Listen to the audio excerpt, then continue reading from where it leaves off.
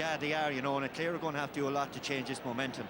This man is going to have to come into a lot more as well, Tony Kelly. Tony Kelly getting away from the cover, uses the short whip, and that's more like Tony Kelly. Good score. And that's why he's so dangerous playing inside that opposition half of the field, you know, and he's within scoring range. He just arrowed that over the bar. But John Conlon works very hard in every match.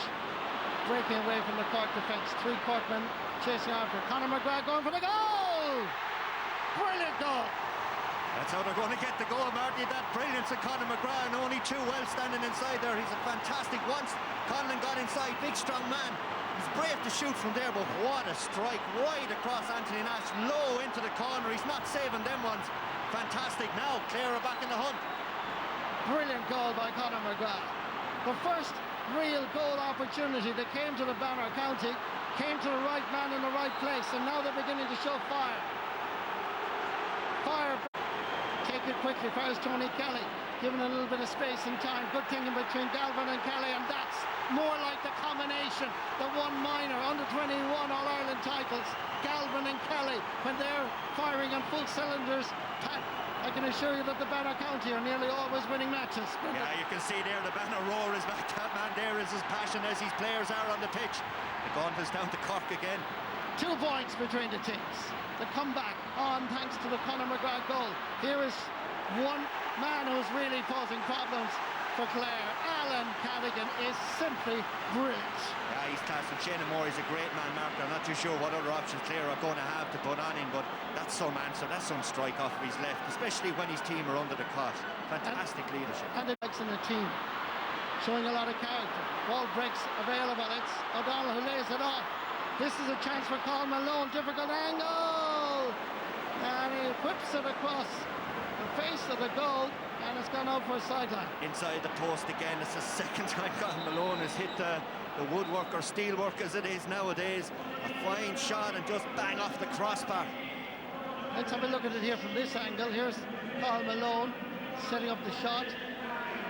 And deflected away. Great opportunity. Cork player down now, and I think Cork by the first challenge. Nice stick work, giving it long in towards the corner. Once again is Patrick Horgan getting away on this occasion from the Clare defence and splitting the post with a superb point. Alan Cadigan and Patrick Horgan are awesome this afternoon in Semple Stadium. Ball is pucked out quickly for Tony Kelly, and again the result is the same. Yeah, and you see Mark Coleman had the chance to do what Tony Kelly did there, but he didn't. For a 19-year-old, he showed super maturity. He said, I'm going to use my inside forward, put the ball outside Patrick Horgan, and they get a score. Tony Kelly up the other end says, oh, I better try to get a point here. Forgets the boys inside and plays another one wide. 12 minutes left in Semple Stadium. Cork leading by 4, 118 to 114. Damien Callahan getting by Shane O'Donnell. Had to work hard for it. Ball becomes loose and available. Seamus Harnedy coming through. Back there, helping out is Cian Dillon. Sweeps it over to the far side where John Conlon is available. Gains a little bit of space. Passing the midfield. Passing the Cork 65. Driving it in and driving it over the crossbar. Brilliant point, John Conlon. A great score from John Conlon there. You know, I suppose you could throw enough, some of it's going to stick, and it was a great score. He got well away from his man and showed good composure. 3 points between the teams again. Again, the short puck out, this time to Damien Callahan at the far side of the field. Ball is knocked down. Coming through is Dara Fitzgibbon. Getting by the first challenge. That was surely a foul. The referee allows the advantage, and Dara Fitzgibbon sends this across the face of the goal and wide, but the referee had his arm. Should be a relatively easy score for him, but he really hit it very high. The umpires had no doubt over the bar. Well picked up by Conor McGrath, laying it back. It's only one way forward for John Conlon. He's under severe pressure, has to pick it up again, and great work. Daniel Carney, Seamus Harnedy, 10 out of 10 for sheer intensity, work rate, and phenomenal piece of hurling. Harnedy's second point came about through the hard work of Daniel Carney and through his own skill. Yeah, Daniel Carney's a great substitute to have coming in. Ball is quickly taken. Over first, David Reedy. Trying to get away from Daniel Carney. Still David Reedy. Giving it forward first, Aaron Cunningham and Conor McGrath. It's Aaron Cunningham that's driving this in, and the substitute has already made an impression. Good play, Aaron Cunningham. Yeah, fair play to David Reedy, who went through. The temptation would have been maybe to have a go, but he gave it to the shooter inside, and first touch of the ball, it's not bad in the Munster final to swing it over the bar. Anthony Nash this time goes for distance. Ball comes down into the middle, breaking ball.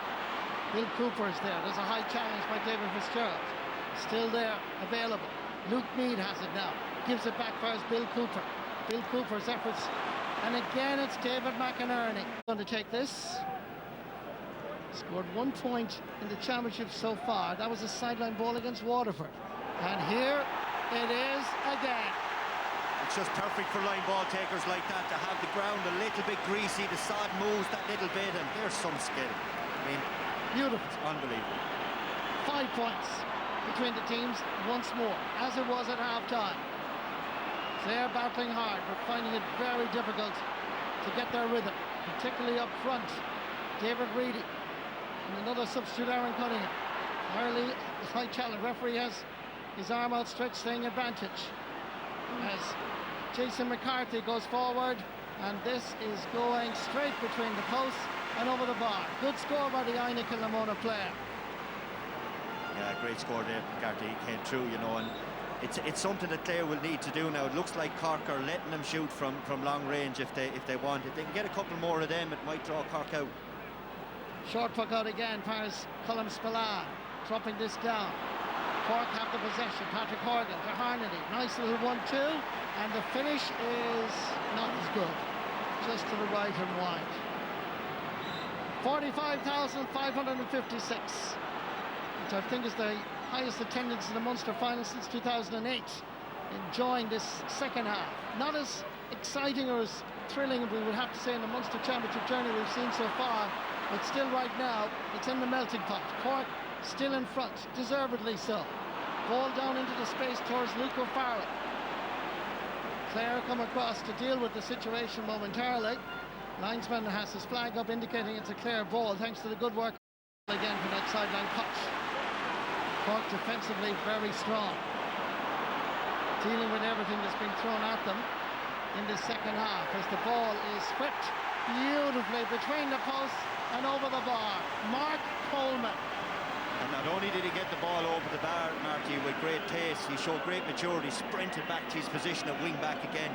Not happy that he scored a point in the Munster final, back to his own job again. It's great maturity from the young man. Peter Duggan is on for Colin Malone. He's going to be wearing number 22 when you see him right now, trying to get away from Mark Coleman. As we look at Tony Kelly, going to take this free and straight inside the post and over the bar. With about 2.5 minutes left. White flag is raised. 9 points for Tony Kelly this afternoon. Can Clare produce something in the final 2.5 minutes of playing time? Whatever his goal was crucial. Willing to take on the Cork defence, and away he goes. And from along the sideline, he's putting this in and putting this over the bar. Great point by Conor McGrath. He's gotten 2 opportunities this afternoon in Semple Stadium, and he scored a goal and a point in the second half. 3 minutes of additional time at least going to be added on. 2 points, 122 Cork, 120 Clare. The puck out again is short for his Damien Cahalane. The effort is blocked on this occasion. Clare go forward and they'll try and block it again. Good defending by Damien Cahalane, but good recovery over first Christopher Joyce. Clare attacking the ball on this occasion. Don't get away with it. Mickey Cahalane gets a touch. Patrick Horgan cuts inside. Available if he needs him, and he needs him as Alan Cadigan. Cadigan drives it wide. That's the third one. Trying to get away. John Conlon surely was pulling him back. Peter Duggan is in there. They have the possession, trying to knock it forward. Aaron Cunningham, Clare going forward as much as possible. Here comes Damien Cahalane. There's his club football with Castlehaven, club hurling with the Bars, and away goes Damien Cahalane at full speed. What a great run. His dad now will be really proud of him. Giving it outside for his Patrick Horgan. A great response by Cork. No, that's character. That's leadership. That is sheer brilliance. Yeah, Damien Cahalane left Shane O'Donnell and Reedy for pace. I thought I'd never see the day. Unbelievable run for Cahalane. Great pass, great score from Horgan. 3 points again between the teams. Is there an equaliser in this match? Comes McGrath, willing to take on Mark Coleman. Mark Coleman is staying goal side, and there's Conor McGrath takes too many steps with the ball, and that is a free out for Cork. Good defense. And once again, it's Luke Farrell giving it back. Cork maintain their composure. It's Alan Cadigan loading this in and floating it over the bar.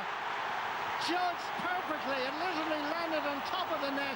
Andrew Fahey's hurley couldn't reach it. Sheer, utter class, Alan Cadigan. He needed a cool head. He stepped up. A great score. Cork 2 scores. Surely that is the assurance point. Ball comes down to Seamus Harnedy. Slither not crossing the line. David Fitzgerald putting in the challenge. Plenty of support. Clock is ticking towards 72 minutes and 30 seconds.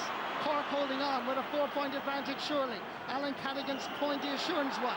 Surely Conor Lahan was fouled by Conor Cleary, and that is a free. Checking with Barry Kelly how much time is left. He's looking at his watch as I look down at him here. The dream is about to be fulfilled for a team that were rank outsiders at the beginning of the Munster Championship. Kieran Kingston, The Rock, so many others are involved with this Cork management team. Pat Ryan and John Myler, who's given so much to Cork, all of them over the years. There's an opportunity here for David Reedy. Pulls the trigger, blocked the first time, comes across and Anthony Nash deflects it out for a 65. Nothing given, nothing taken. Look at Anthony Nash. Dancing a jig, the Kanturk man, and rightly so. Yeah, good save down low at his near post. That'll tell you how much it means to these Cork guys, you know. But also, Marty, I suppose at this stage with the Cork's mentors and lined up on the sideline to come in there, Clare have also offered a huge push today. They'll probably have a few regrets that they didn't really go for it and push all their bigger guns forward. But I must say, all credit to Cork, and that man in your screen there, Anthony Nash, has certainly been a huge part of Cork's Munster Championship campaign. Kieran Kingston watches on, but surely he must realise nothing that Clare can produce now can save the day. The ball is cleared. Clare are beaten. Cork are Munster champions. What an amazing story. Written off by so many. Tipperary, Waterford, Limerick, certainly Clare were all seen as potential Munster champions, particularly Tipperary, if I may say. And along comes this team that finished second in the league. People seem to have forgotten it, but lo and behold, they had character. I saw them in Walsh Park in the league against Waterford, and I certainly said that day that Cork have wonderful hurlers, and they showed it today. Fully deserved Munster champions 2017 on a full-time score of Cork 125, Clare 120. Brendan, fully deserved Munster champions. Absolutely, and they went about it the hard route, I suppose, beating Tipperary and Waterford and then coming in here against Clare. You know, there's a real resurgence in the Cork hurling. We saw their minors hammer Clare in the final prior to this, you know. Supporters down on the pitch, that's what Munster Championship is all about. Kingston, so with his supporters, getting the congratulations. He's really gone through an awful lot of tough times, there's no doubt about that, but the belief he has in these young players is really borne out today, you know. And congratulations to Cork, they're worthy winners. Just a quick word on Clare, Marty. You know, they really added to a good game here today. They'll have to go back to the drawing board a little bit on how they're going to structure their play to try to get more goal chances, but they're still in with a big shout. But the strategy today didn't really work, Brendan, for Clare. No, it didn't. I think they decided that Damien Cahalane was going to be the player that was going to take all the short puck out. Damien Cahalane, Cork might have known that was going to happen. He pinged the ball in front of the Cork full forward line, who absolutely ran wrecked then. And there was not an awful lot that Clare full back line can do. When the ball goes in front of Cadigan and Meade and Harnedy and these boys, they're not going to leave it behind, you know. But Cork again, great resilience. When they conceded that fantastic Conor McGrath goal, what to do? Up the field point. Having gotten 3 wides, I suppose, poor wides, and Clare had put him under the cosh a bit. What happens then? Alan Cadigan decides, yeah, I'm going to be the man to step up. So leaders all round for Cork, and they're well set now in an All-Ireland semi-final. And what about a Munster Championship victory campaign? When they write the history books, Tipperary, Munster and All-Ireland champions beaten. Waterford, All-Ireland semi-finalist 2016 beaten. Clare, one of the favourites, top 4 or 5, also beaten. It's a remarkable journey by Cork. It's a Munster Championship. Miners expressed themselves in the first match today, and to see the way they've seen has gone about their business again today. Suppose again, you know, on a Munster final day, you're looking for someone to do something special. And to me, Cork had two players today that every time they got on the ball, they were looking to do something special. I thought Alan Cadigan up front was just a joy to watch. You know, he scored 1-4 on the biggest day in Munster hurling. And as I said, he was just buzzing around all day. He won numerous frees as well. He was a real pain in that Clare defence. And likewise, I'll go back to that guy, Mark Coleman. I thought he's just shown an experience beyond his year. To me, he's been the best player in Munster this year. I think for a chap to see where he's at, it's just phenomenal. And you know, I think the sideline ball that he took when the chance was on, he took his point. When the right ball to go in was to put the ball in front of forward, and he done that. And again, you know, I think to see, you know, I know Gary Keegan's involved in the back. I just think Cork have a belief about them this year. You know, at 55 minutes, it was 116 to 114. It looked like Clare were coming back into the game, but they just stepped on the gas again and they pushed on. And you know, they had a few misses. They probably should have won by more. It was a bit tighter maybe than it should have been. But overall, worthy champions. Just a word on Clare. I think when they look back in it, they'll be disappointed because to me, their strategy for Cork's puckouts today was lunacy. Yeah. I just cannot get over why you would allow Donlow Hughes like ping a ball 30-40 yards and let Damon Callahan fire a ball in front of their inside forward line. I think they paid a heavy price for that. Here with me, Donald, your reaction, massive disappointment for you and for the players. Yes, a huge disappointment, and I thought that, but having said that, I thought the players went down fighting. We probably left a lot of opportunities on the table out there. You hit the crossbar and hit the upright, and probably some of the shots that we would probably expect to sail over in other days, they went wide for us today. But having said that, every time we got close and a sign of a good team, you know, Cork managed to edge that couple of points to get ahead again, right? So full credit to them. You know, they bring some following. There was some atmosphere out there today. It was incredible, and fair play to them. Congratulations to Cork in terms of their victory. But the biggest regret for you, is it the wides? Is it some other facet of the way that the game developed? Yeah, well, the wides was probably an issue, but and then, you know, those ones that to hit the woodwork twice, like, you know, we needed all those things to happen today, right, for us, and unfortunately they didn't. Cork on the other end, they got one really good goal chance and they took it, right. So that's probably the only area every player gave their all, right, and we couldn't be more proud of them, right, in terms of what they did, because they really emptied themselves out there today. And you know, some of our boys would probably be in the running for man of the match as well today, right. So we're very proud of them, and we would hope that we will intend to have a big say in this All-Ireland yet. Absolutely. Donald, thanks very much indeed. Appreciate your time. Thank you. Yeah, proud of them, and rightly so. Time for us to take another break here on the Sunday game. More on today's Munster hurling final straight after that, the presentation of the Cup.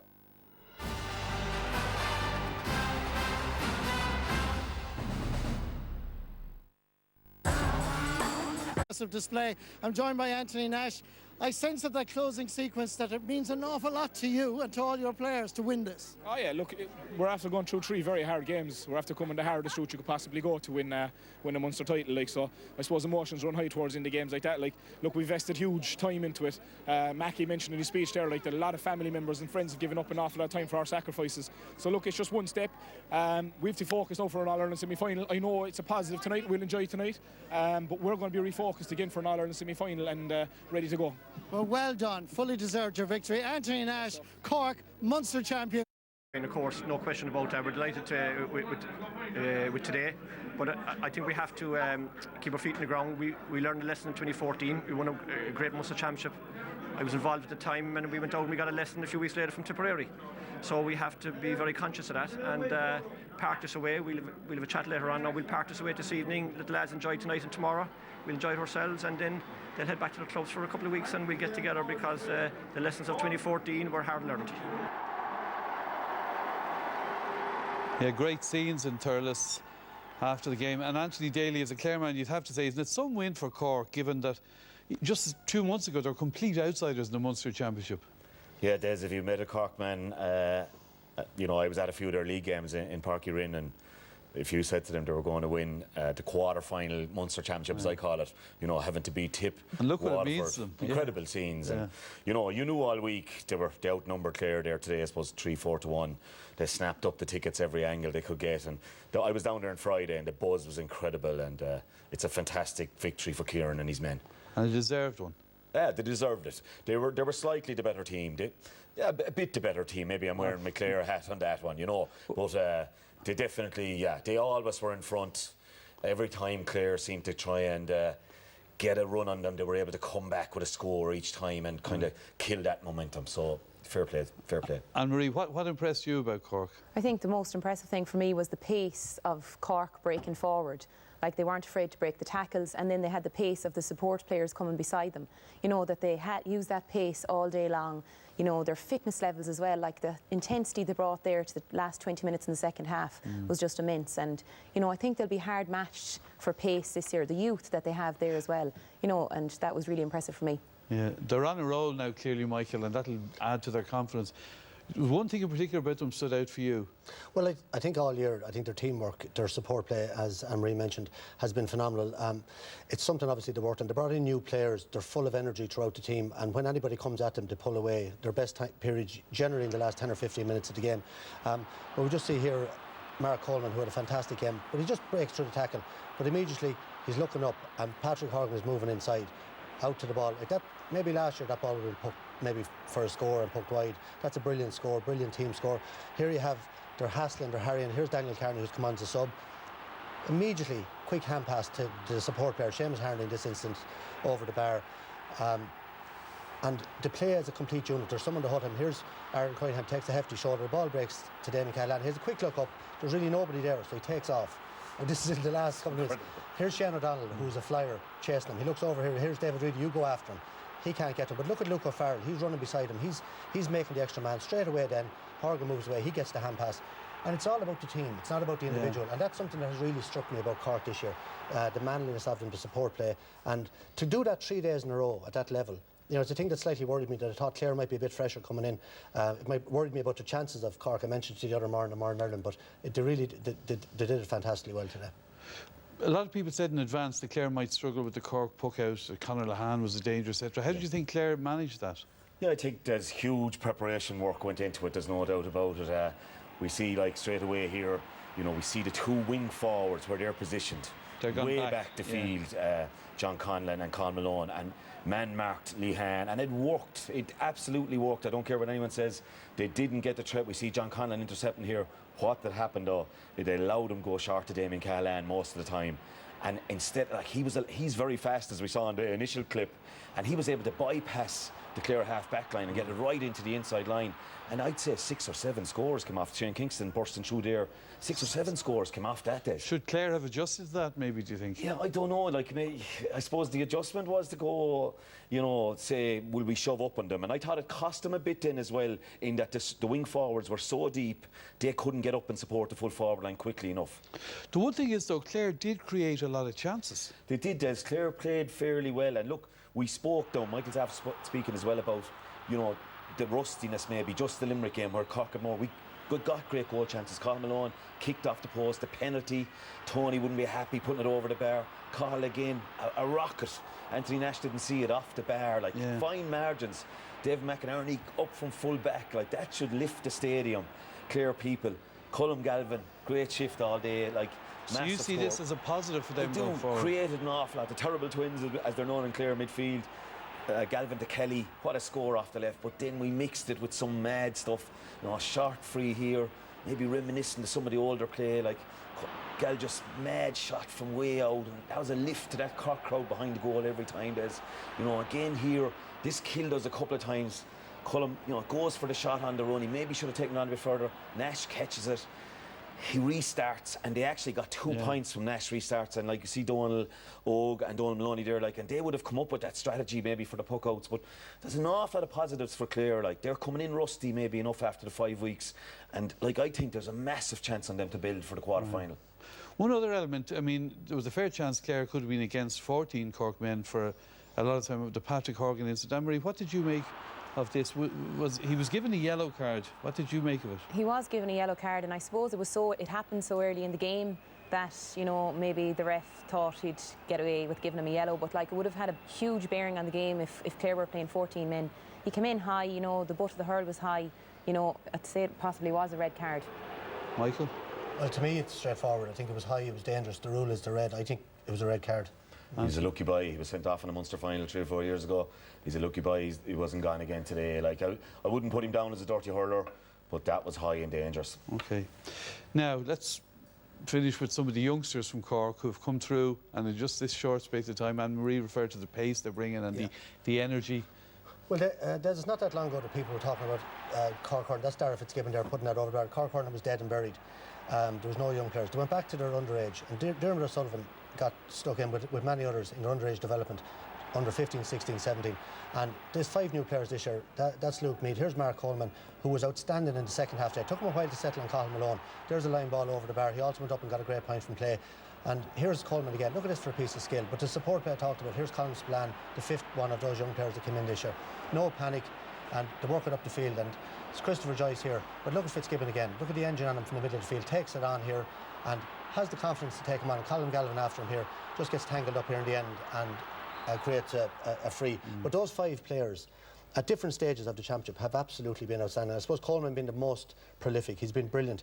But they brought, it's not often that 5, 19, 20-year-olds become the leaders of the team, and they have actually led that Cork team to that Munster Championship this year. And I suppose we should acknowledge that the minors won as well for Cork today, so well done to them. And there's only... And their 17s won, and they're very strong at all age groups. Yeah, their 21s are going to be strong going by that as well. There's like a lot of those guys are under 21.